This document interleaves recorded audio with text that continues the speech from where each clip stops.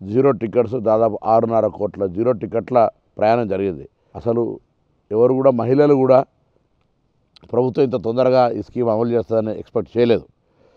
అయితే ముందు 2-3 రోజులు ఇబ్బంది కలిగిన దాని తదుపరి ఆర్టీసీ సమర్థవంతంగా ఒక సంస్థ ఏర్పాట్లతోటి అధికారులు జీరో నుంచి టాప్ దాకా వ్యవహారం చేయడం, ప్రభుత్వం యొక్క విల్ ఎస్ చేయాల్సిందే అనేటువంటి ఆదేశము తోటి ఈ కార్యక్రమం సజావుగా కొనసాగుతూ ఉంది.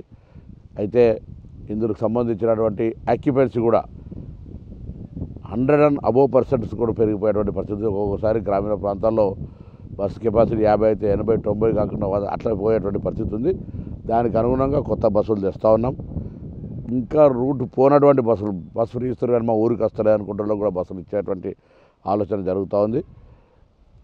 కానీ దురదృష్టం ఏంటంటే ఇంత పెద్ద సక్సెస్ స్కీమ్ మీద టీఆర్ఎస్ పార్టీ అసూయపడుతూ ఉంది.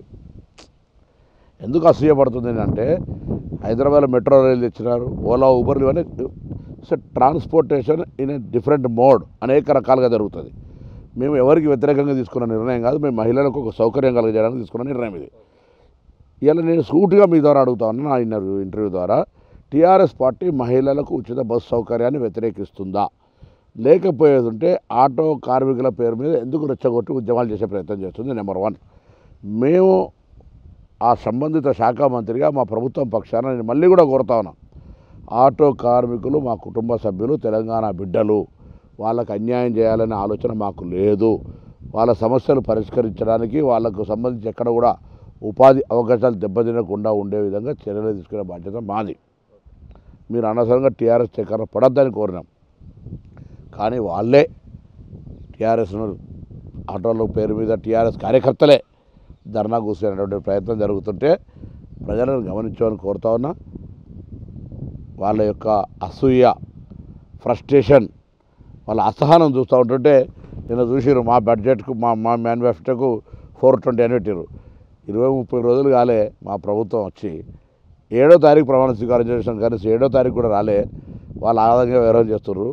10 సంవత్సరాల ప్రభుత్వం మీరు dacoit under section 390 is applicable for dacoits. ఆ డెకాయిడ్స్ కేసు అప్లికేబుల్ చేయాల్సింది మీకు. మేము నెల రోజుల్లో చీట్ చేసినామని ఎక్కడైనా ఉంటే చెప్పండి, నెల రోజుల లోపల. కానీ ఆల్రెడీ ప్రజాపాలన కింద అప్లికేషన్ ప్రక్రియ కొనసాగుతోంది. ఇంత పెద్ద ఎత్తున స్పందన చూసిన తర్వాత వాళ్ళకు బర్దాష్ అవుతలేదు.